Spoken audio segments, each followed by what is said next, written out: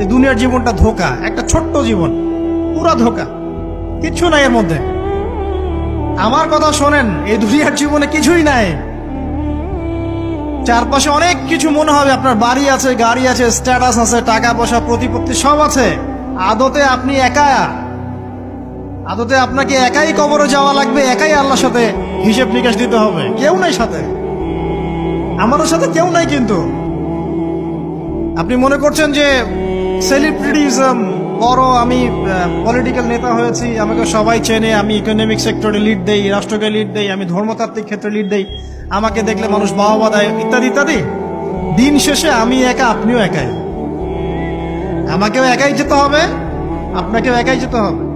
এগুলো সব চারপাশের খালি অন্ধ মোহ, আর কিছু না। এই মোহের মধ্যে ঢুকে পড়বেন না, আল্লাহ পাক তৌফিক এনায়েত করুন।